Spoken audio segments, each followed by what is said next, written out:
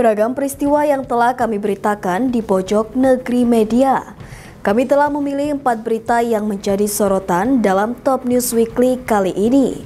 Langsung saja di informasi pertama, berdasarkan eskalasi serangan militer Rusia dan pernyataan dari Presiden Zelensky serta pejabat Barat, tampaknya Presiden Vladimir Putin memang menginginkan Ukraina menyerah total, bukan negosiasi damai. Tujuan ini tercermin dari serangan udara besar-besaran, penolakan kompromi, dan pencaplokan wilayah Ukraina. Apakah Presiden Rusia Vladimir Putin benar-benar ingin Ukraina menyerah total agar perang berakhir? Serangan drone dan rudal terus membanjiri langit Ukraina. Sementara Presiden Zelensky meminta dunia untuk bersatu dan membawa Putin ke pengadilan internasional. Perang antara Rusia dan Ukraina belum menunjukkan tanda akan berakhir. Terbaru, Rusia kembali menggempur Ukraina dengan 477 drone dan 60 rudal hanya dalam satu malam. Militer Ukraina mengklaim berhasil mencegat 475 drone dan 39 rudal. Tetapi tetap saja, serangan ini menyebabkan korban luka, termasuk warga sipil di Cherkasy dan Ivano-Frankivsk. Serangan juga menewaskan seorang pria di Kharkiv dan merusak infrastruktur sipil. Sementara itu, jet tempur F-16 Ukraina jatuh saat menanggapi serangan udara Rusia. Pilot pesawat itu tewas setelah gagal melontarkan diri. Zelensky mengatakan pilot tersebut telah menembak jatuh beberapa proyektil Rusia sebelum akhirnya pesawatnya rusak. Ini adalah kali ketiga Ukraina kehilangan F-16, pesawat yang sangat dibanggakan karena merupakan kiriman dari negara-negara barat. Presiden Ukraina Volodymyr Zelensky kembali menyerukan bantuan dari barat, khususnya sistem pertahanan udara Patriot buatan Amerika Serikat. Zelensky mengatakan pertahanan udara adalah satu-satunya cara efektif untuk menyelamatkan nyawa rakyat Ukraina. Tapi dukungan ini semakin krusial karena menurut Zelensky, Putin tak ingin negosiasi, ia hanya ingin Ukraina menyerah. Zelensky juga membuat langkah besar di bidang diplomasi. Ia menandatangani perjanjian dengan Dewan Eropa untuk membentuk pengadilan khusus. Tujuannya mengadili para pemimpin Rusia atas invasi Ukraina sejak 2022. Agresi harus berujung pada hukuman, tegas Zelensky. Ia bahkan menyebut bahwa pengadilan itu bisa mengadili Presiden Vladimir Putin secara langsung. Menteri Luar Negeri Jerman Johann Wadephul yang melakukan kunjungan mendadak ke Kiev mengatakan bahwa Putin tidak ingin kompromi atau gencatan senjata, tetapi kapitulasi total Ukraina. Jerman menegaskan bahwa kemerdekaan Ukraina adalah kebijakan utama keamanan nasional mereka. Sejak Februari 2022, Rusia telah menguasai sekitar 20% wilayah Ukraina, termasuk Donetsk, Luhansk, Kherson, dan Zaporizhia. Pemilu Rusia bahkan digelar di wilayah-wilayah pendudukan itu, memicu kemarahan Ukraina dan kecaman internasional. Namun hingga kini, upaya damai dari Trump dan negara-negara Eropa belum membuahkan hasil nyata. Perang justru semakin brutal, dengan serangan udara dan operasi drone yang semakin masif. Jika benar Putin hanya menginginkan Ukraina menyerah, maka jalan menuju perdamaian masih sangat panjang dan berdarah. Akankah pengadilan internasional cukup untuk memberikan tekanan, atau justru memperpanjang konflik?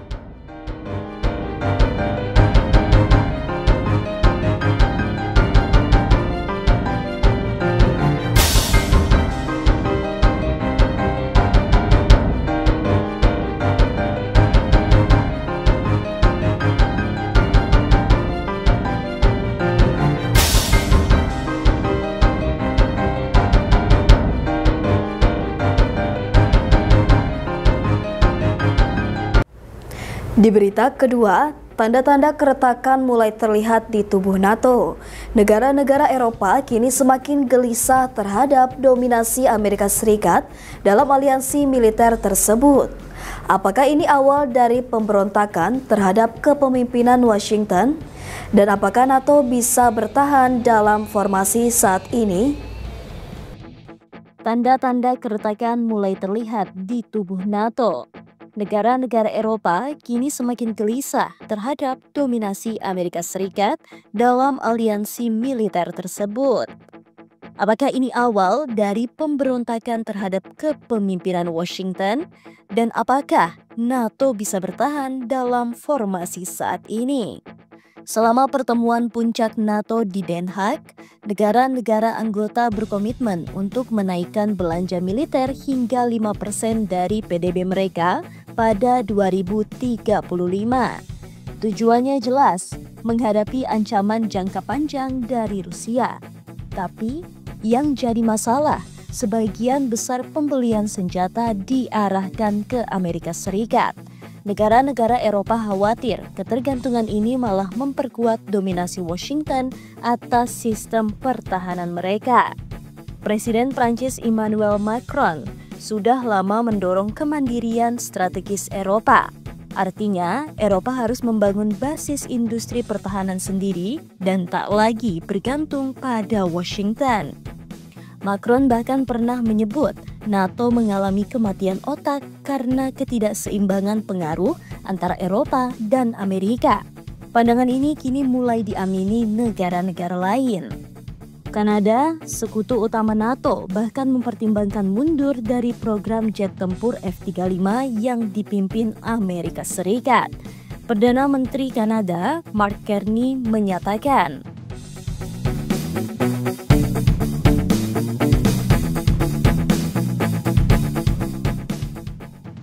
Kanada bahkan mempertimbangkan alternatif dari Swedia seperti jet tempur Gripen. Tak hanya Kanada, Denmark juga mulai bersuara. Copenhagen menyebut kerjasama persenjataan dengan Amerika Serikat kini jadi isu politik yang rumit, terutama setelah Trump sempat menyarankan agar Amerika Serikat mencaplok Greenland, wilayah milik Denmark. Isu ini memperkeruh hubungan kedua negara dalam aliansi NATO. Ketegangan juga meningkat karena kebijakan Trump yang memangkas berbagi informasi intelijen dengan Ukraina awal tahun ini.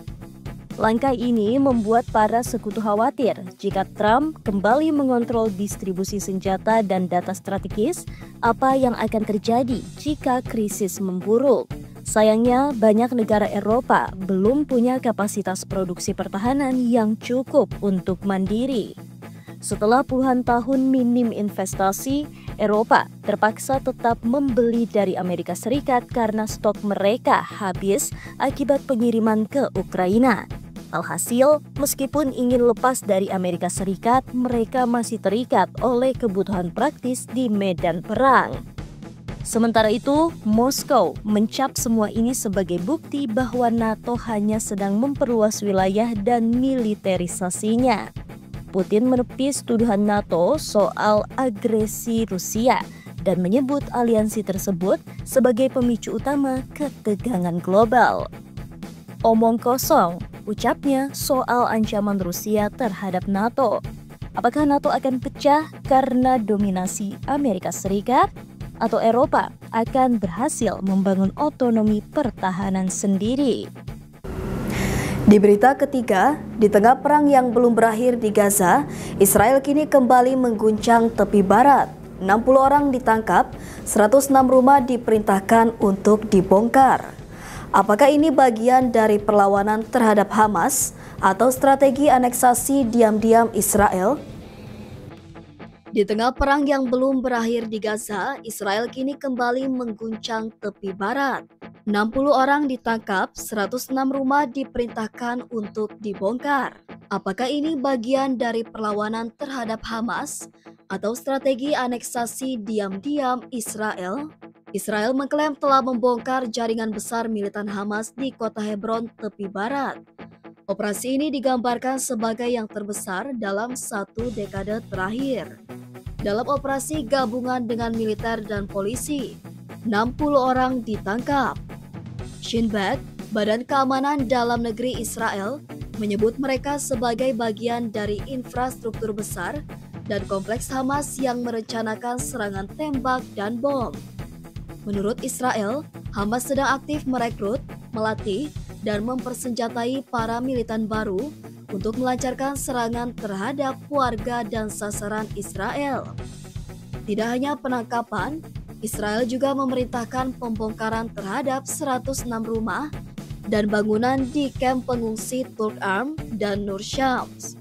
Pemberitahuan ini dikirimkan ke kantor koordinasi Palestina dan rumah-rumah yang akan dihancurkan telah ditandai dengan warna merah di peta.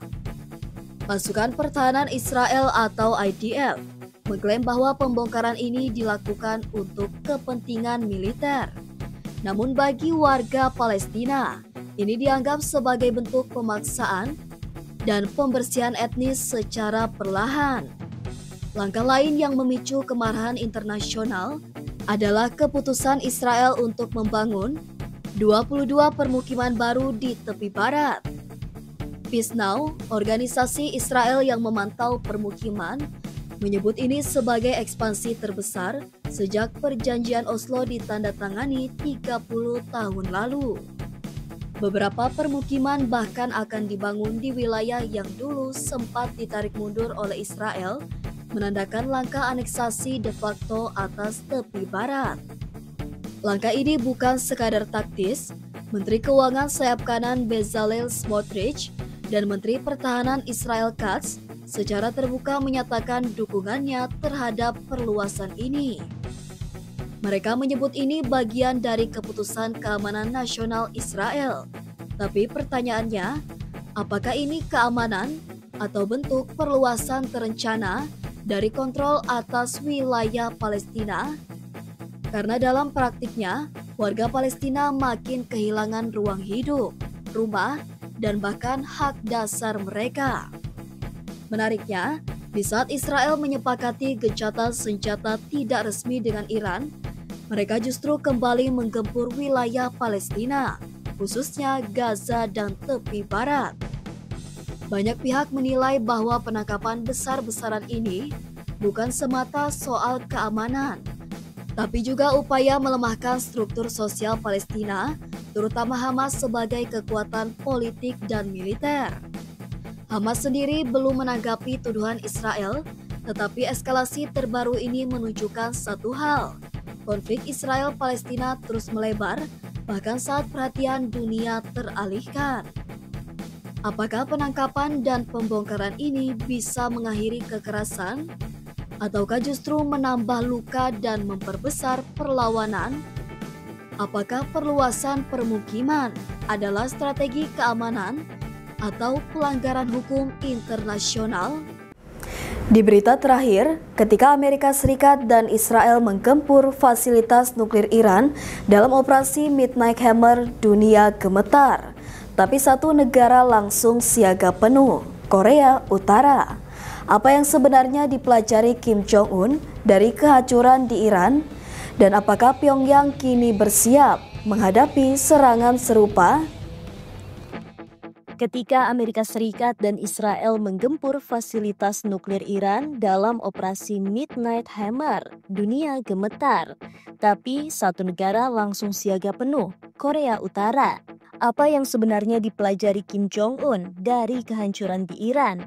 Dan apakah Pyongyang kini bersiap menghadapi serangan serupa? Pyongyang dengan tegas mengecam serangan militer Amerika terhadap 3 fasilitas nuklir utama Iran sebagai pelanggaran berat terhadap kedaulatan negara dan piagam PBB. Kementerian Luar Negeri Korea Utara menyebut aksi tersebut sebagai konfrontasi keji dan menyerukan kecaman internasional atas agresi Amerika Serikat dan Israel. Korea Utara dan Iran memiliki sejarah kerjasama militer rahasia selama puluhan tahun, terutama dalam pengembangan rudal balistik dan teknologi bawah tanah. Selama 2 dekade, teknisi terowongan Korea Utara dikirim ke Iran untuk membangun fasilitas bawah tanah tahan serangan.